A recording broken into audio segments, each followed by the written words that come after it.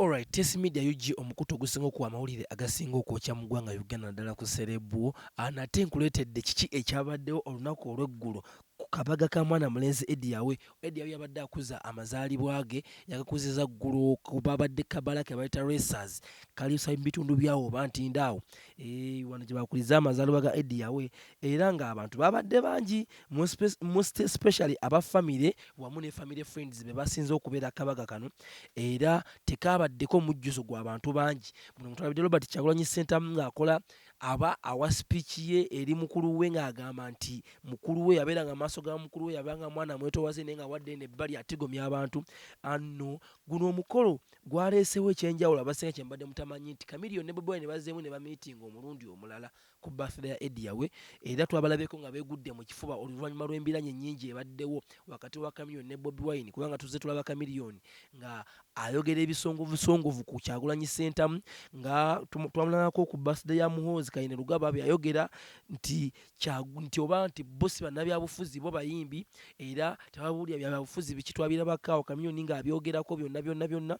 Chameleon oluvannyuma okuba nti baawukanya ebibiina ne Robert Kyagulanyi Ssentamu, Chameleon wa NRM ate ye Robert Kyagulanyi Ssentamu ye muntu wa NUP wa People Power ye mukulembeze wa pulezidenti waabwe n'ekirala Chameleon okuba nga baamumma kaadi ya NUP ya People Power Chameleon kaadi baagimumma kati eno embiranye ezeebeerawo wakati w'abana ababiri naye jjo tekyabawaliritse oba tekyabaganye kwegwa mu kafuba olwa pate eyabaddewo eya mwana mulenzi Eddie Yawe era ng'eno pate tusuubire nti labika eyagasse Chameleon ne Bobi Wine omulundi omulala oba tebaliddamu kubeera mu scandals oba tebaliddamu kubeera nga buli omu takkaanya na munne. Byebyo nno muganda wange ebyabaddewo ng'akabaga kagenda mu maaso kati no siikulwisa eyo njagala nkuwa omukolo mu bujjuvu gwonna nga we gwabadde.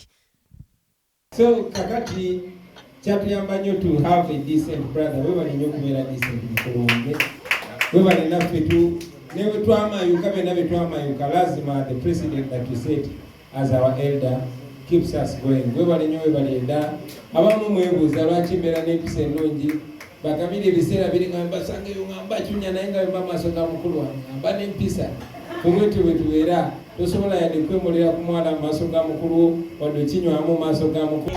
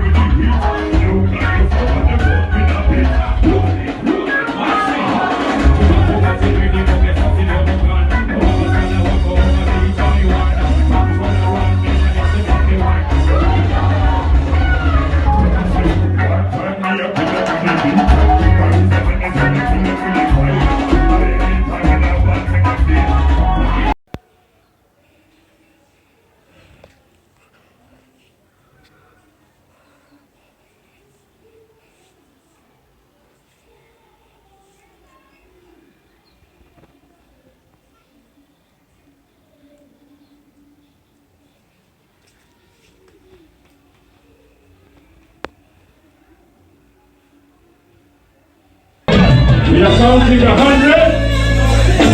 Holding the knife 100. 4, 3, 2, 1, 0.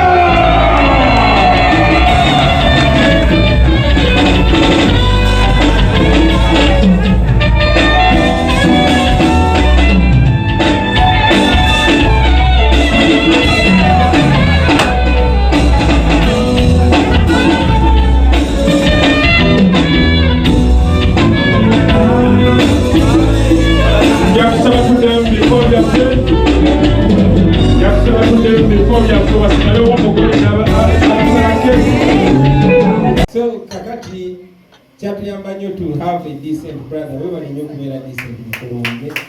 Webale naffe newe twamayuka bena betwamayuka lazima the president that we set as our elder keeps us going. Webale nnyo webale edda. Abamu mwebuuza lwaki mbeera n'empisa ennungi.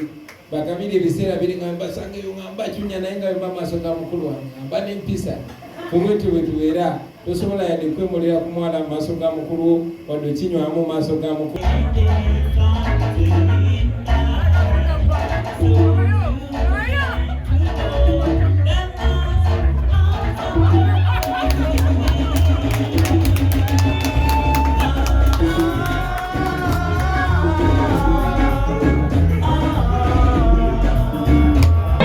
We are counting 100.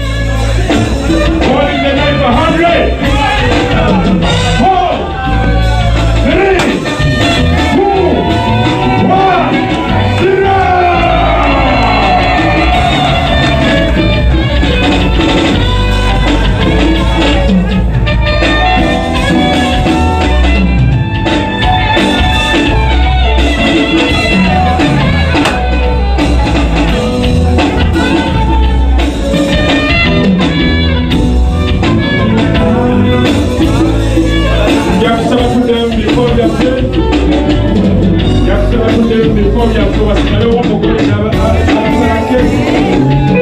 So kakati kyatuyamba nnyo to have a decent brother. Webale nnyo kubeera decent mukulu wange.